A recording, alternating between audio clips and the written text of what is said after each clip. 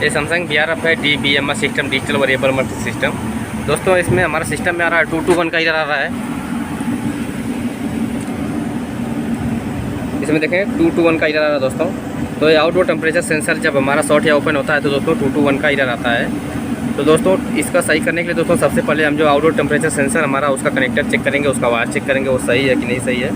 अगर वायर कहीं से ब्रेक है, टूटा हो तो सेंसर चेंज कर देंगे, या कनेक्टर नहीं लगा तो कनेक्टर लगा के सिस्टम रीसेट कर देंगे।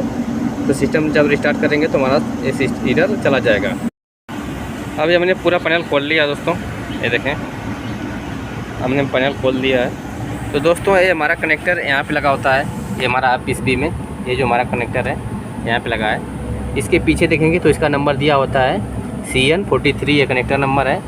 इसी में दोस्तों डिस्चार्ज सेंसर, टॉप सेंसर और हमारा condenser sensor, out temperature sensor, इसमें 4 सेंसर लगे होते हैं। तो दोस्तों यही हमारा कनेक्टर है CN43।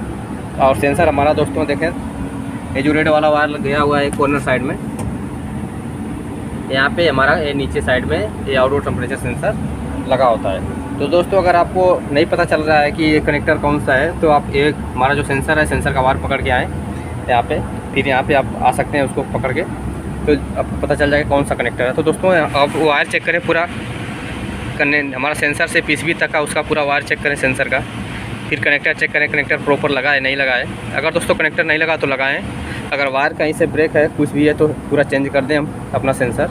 दोस्तों जो हमारा ये कनेक्टर है, कनेक्टर का जो सबसे नीचे वाला दोनों वायर है ये आउटडोर टेम्परेचर सेंसर का होता है। ये दोनों वायर के बीच में ही हम इसका रजिस्टेंस निकालेंगे। तो दोस्तों रजिस्टेंस निकालने के लिए दोस्तों हमको सेंसर का जो टेम्परेचर है वो भी जानना चाहिए। अगर हमारा जो सेंसर का टेम्परेचर 70 है तो हमारा रजिस्टेंस होना चाहिए 2.2।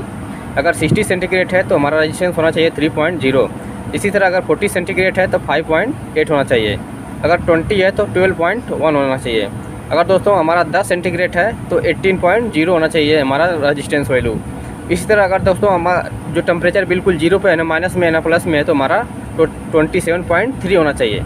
अगर -10 है तो 43.0 होना चाहिए। अगर दोस्तों ये वैल्यू मैच कर रहा है, मान लीजिए अगर हमारा सेंसर का जो टेम्परेचर है उसके हिसाब से रेजिस्टेंस हमारा मैच कर रहा है जो हमने बताया, तो हमारा क्या है सेंसर सही है। फिर PCB का प्रॉब्लम है, PCB चेंज कर देंगे। अगर दोस्तों ये मैच नहीं कर रहा है तो आप सेंसर चेंज कर दें। तो इस तरह से आप 221 का एरर सॉल्व कर सकते हैं।